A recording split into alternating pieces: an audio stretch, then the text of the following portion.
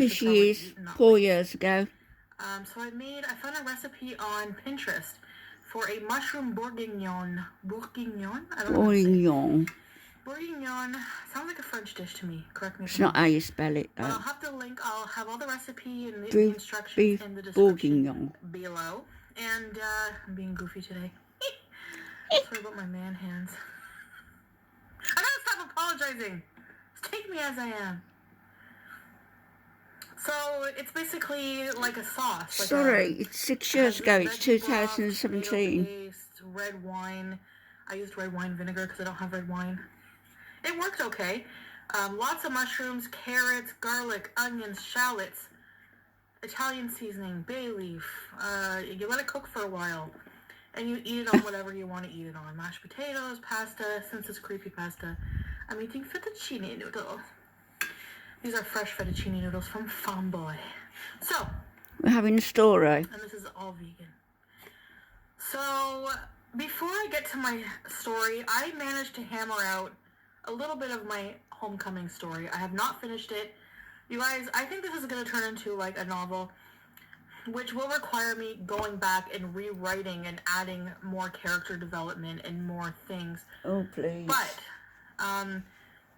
it's kind of just, I'm just adding to it, and it's just writing itself. I'm not really planning it in advance. I just start writing, and where it goes, it goes. So I wrote a bit, not much. I apologize. This is probably going to go on for a little while.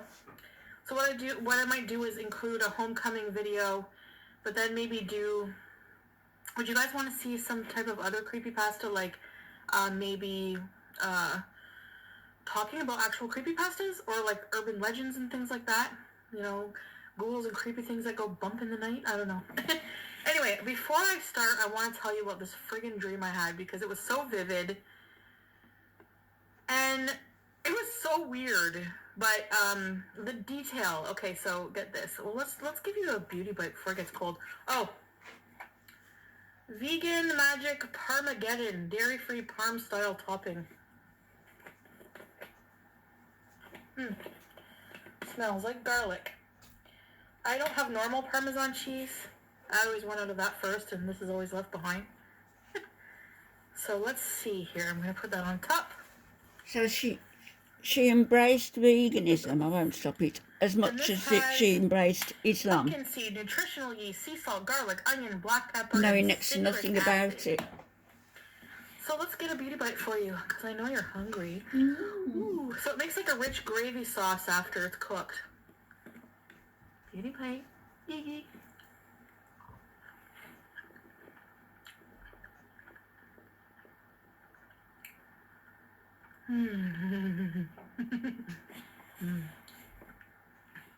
Carrot. So basically, what happened was I had a dream that I was asked by a company called Franklin & Franklin, probably like Johnson & Johnson. Franklin & Franklin, they hit me up, and they're like, we would really like you to do a product commercial for us. And I was like, okay, you know, awesome, what product? And they're like, it's called Troll Away. Troll Away is a spray that gets rid of trolls for content creators.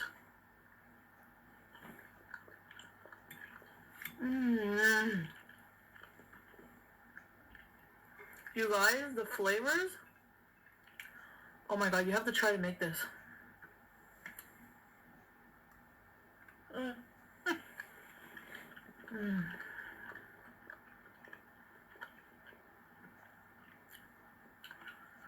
So, basically, these noodles are so good too. Oh my god, it's good. I'm gonna take a huge bite. I have not eaten anything. I had a smoothie, but this is like my first real meal. So, you know, I was doing the commercial, so the spray was like in a can, you know, a spray can, and it came in 3 different flavors or scents. There was peppermint, Hawaiian breeze, or pineapple breeze. And My brain was probably thinking of Hawaiian breeze, but it came up with pineapple. And what was the last one? Oh, fresh laundry.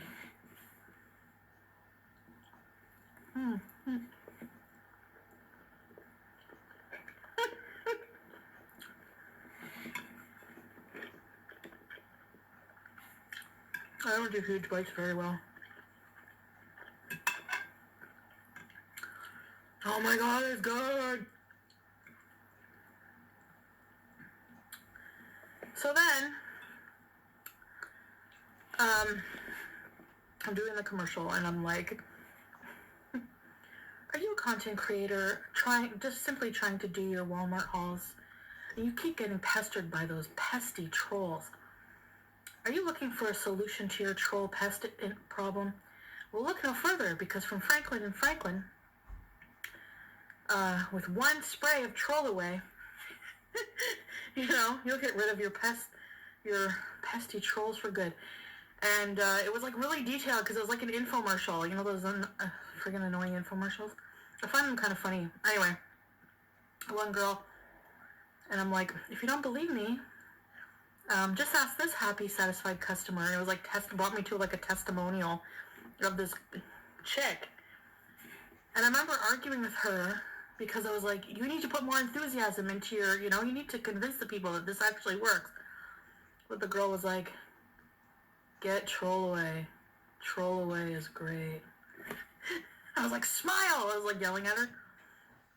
And then at the end, I was like, call now in the next 5 minutes and we'll double your offer. That's 2 cans of Troll Away. No, wait, scratch that. If you call in the next 5 minutes, we'll quadruple your order. That's 4 cans. 4 cans of Troll Away for only $14.99. That's an $800 value. And then I was like, plus $59.99 shipping and handling. So it was like really vivid. I don't know. It was weird.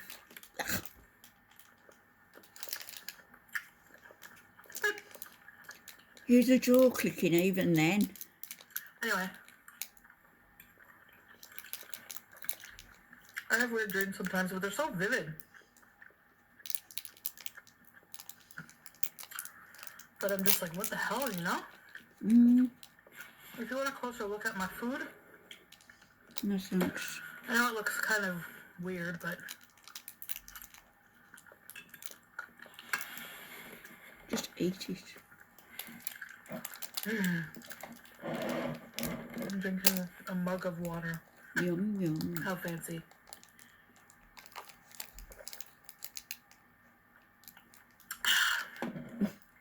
Alright. So where we left off. So Frank and Rufus were being chased by this, his evil, ghostly sisters in this black fog. So he escaped into his Graham's room. He found the key in his pocket, went in his Graham's room, which is like a sanctuary, and they're just back against the door trying to, wait this out and let their heartbeat slow down or whatever. So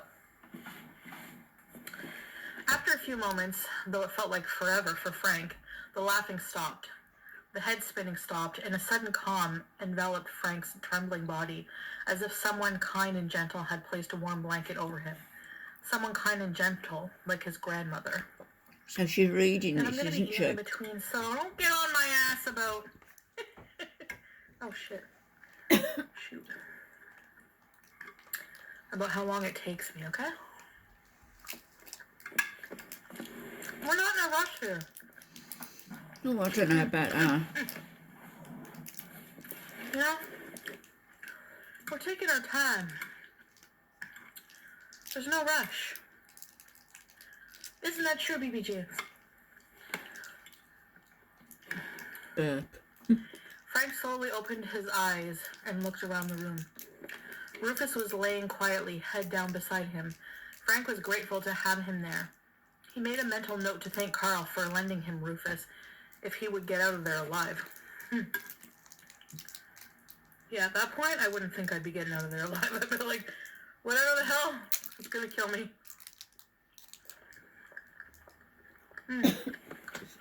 Food that's going to kill you, I think.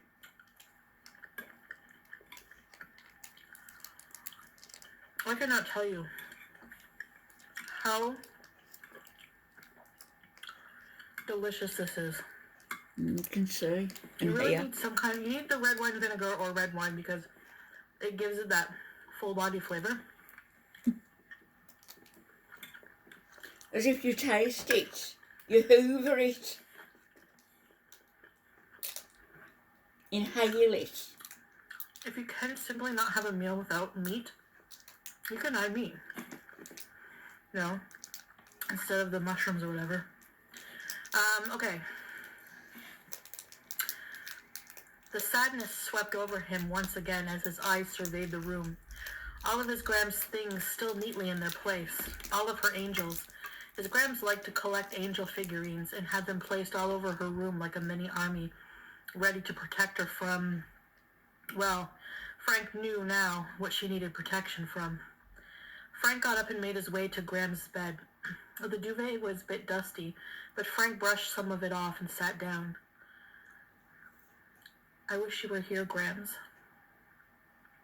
Frank said aloud. Ooh, yeah, baby, this is so good. Ooh, yeah, baby, this is so good. I wish you were here, Frank said aloud. Rufus made a whiny noise as Frank said this and came to Frank and licked his hand. It was as if he could sense Frank's deep sadness. And I believe our pets do. Like my cats, when I'm sick, they sit on me and start purring and they won't leave.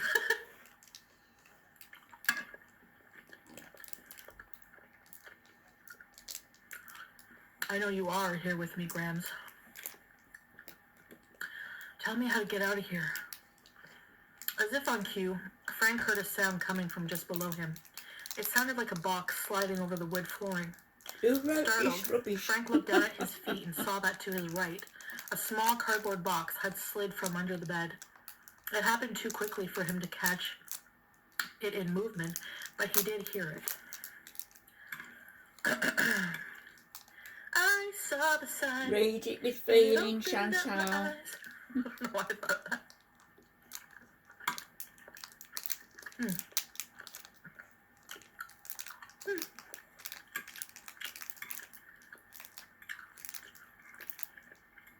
Good Lord. I guess this kind of forces me to slow down because I do eat really quickly. This is slow. Shove it away. Rufus barked at the box. Shh, boy, it's okay, Frank consoled him. He bent down with shaky hands and picked the box up onto the bed beside him. It was an ordinary brown cardboard box, full of dust from being under the bed. There was nothing labeled on it or anything. It seemed to be quite old. Some parts of the cardboard were sagging slightly. Frank blew some of the dust off of the top and opened the folded down pieces.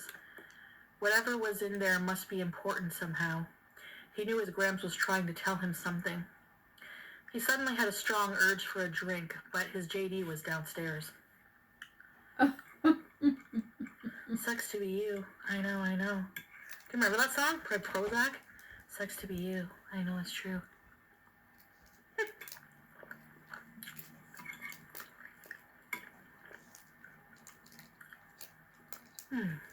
Dear me.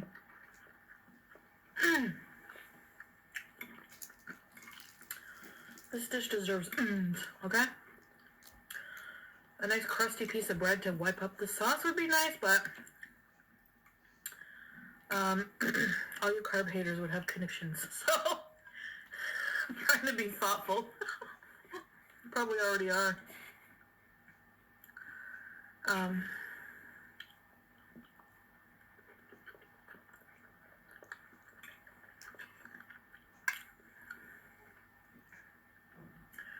What was I saying?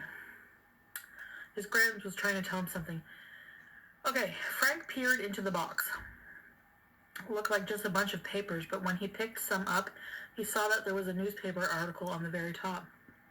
The rest seemed to be photos and whatnot. He focused on the article first.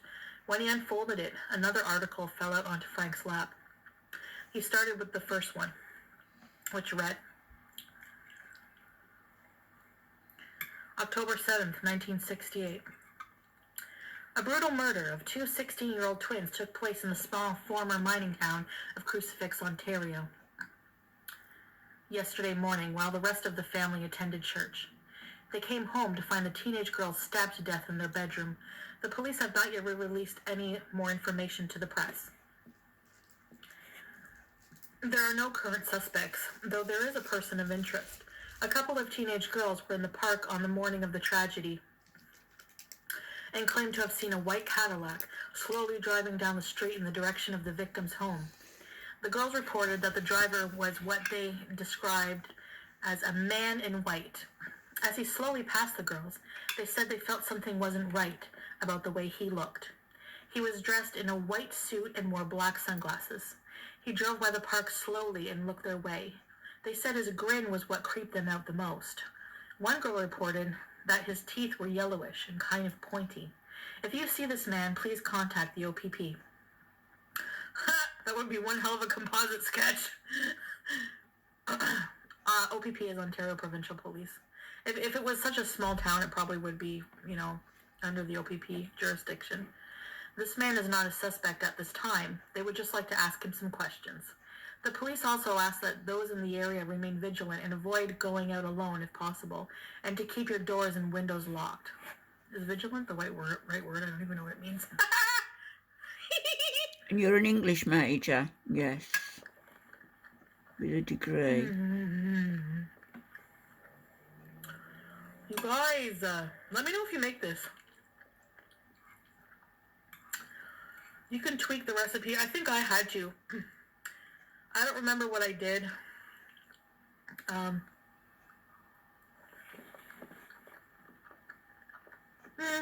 That mouse.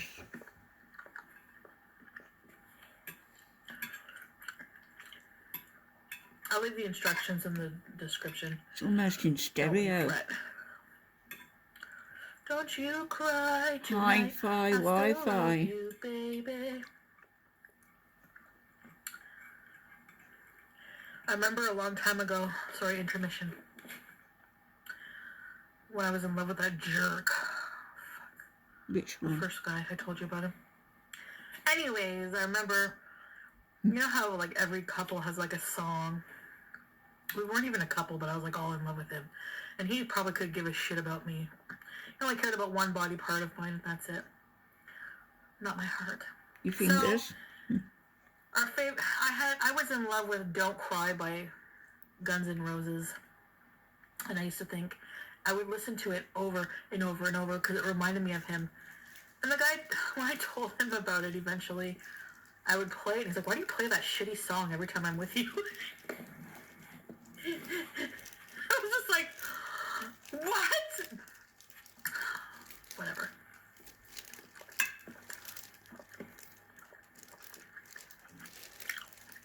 She's been in love with so many, hasn't she? Okay, so Frank felt nauseous again as he read through the article. There was a photo in the article of the twins, their long, straight hair neatly brushed back. Each wore a headband with a bow on it in their hair, a wry smile on their pale faces. They were looking right at the camera, and the black ink made their eyes look demonic, soulless. They stared at Frank, seemingly taunting him, as they always did. He reread the paragraph about this man in white, and over. He reread the paragraph about this man in white over and over until the writing started to appear blurry to him. Frank was confused, and even he was a little creeped out by the description of this man in white. Could this have been the twins' killer? Frank put that article down and picked up the second one. The headline read, January 27th, 1982. The headline, is mysterious man in white responsible for the killing of 17-year-old Alyssa Moore?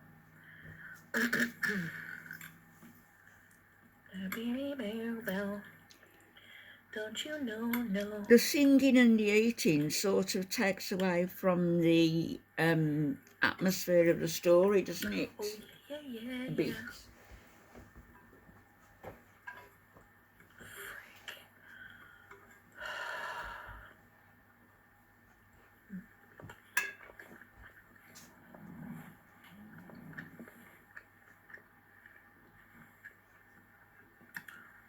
New witnesses have come forward in the murder of 17-year-old Alyssa Moore, resident of Crucifix, Ontario. The teenage girl was found deceased in the park. The cause of death was blunt force trauma to the head.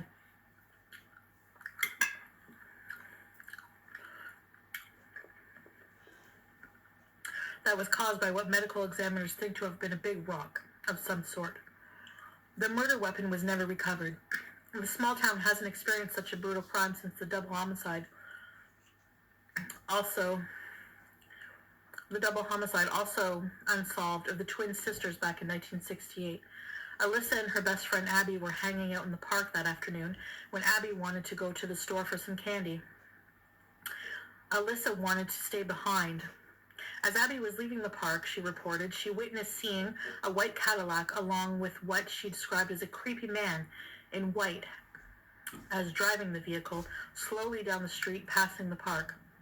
Abby said, quote, "The man gave me the creeps, reminded me of the boogeyman." Frank stopped reading.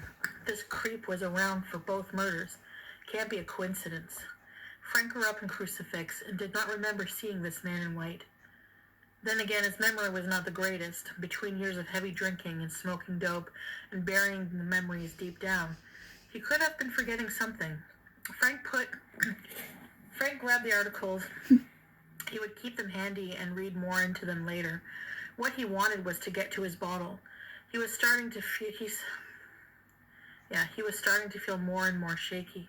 He needed his medicine. Yeah, I think I need mine now as well after that. Come take your medicine. She looks like Annie Wilkes, doesn't she, out of Misery? Frank took a deep breath and motioned for Rufus to follow him. Slowly, he opened the bedroom door a crack and peered out into the dark, moonlit hallway. The twins' bedroom door was closed all the way, even though he hadn't been the one who closed it. Frank cleared the upper floor hallway a couple of times, his eyes scanning the darkness for any signs of his ghostly sisters or whatever the heck it was that chased him earlier. He still hadn't fully processed what had happened. His mind needed time to try and make sense of it all, if it could. Glug. Click, click. I'm full. I just want the mushrooms.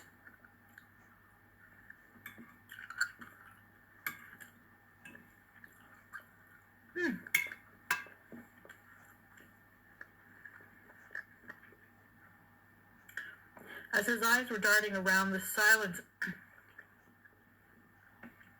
was abruptly cut by a loud knocking at the front door. Frank and Rufus both nearly jumped to the ceiling and out of their skins. Frank swallowed back that stubborn lump of fear once again for the 100th time in a short time since being back home, and froze. Who could it be? Maybe Carl, Frank thought. Whoever it was knocked again, this time more insistent. Cautiously, Frank made his way down the steps. The upper part of the staircase was cleared of the thick fog now. Wherever it had gone, Frank had no idea. Nor did he care to find out at that moment. Frank wished their front door had a peephole like his apartment had. Frank unlocked the door and slowly opened it. So many emotions washed over him as he stood face to face with the person standing on his door stoop. He knew this face, this soft, beautiful face, the smooth skin, the big, dark brown eyes with long, flirty lashes, Wasn't the you? button nose and pink, soft lips. Frank knew they were soft from experience. The beautiful face was framed with short, shiny black hair and bangs. "Hi, Frank," the woman said to him and smiled. Perfect teeth. Not you. Frank's heart fluttered in his chest. "Margot," he replied in disbelief. So that's all I wrote for now. So you're going to have to stay tuned to find out who this Margot chick is. Such bad writing. But, needless to say, Frank will not be alone in his ventures.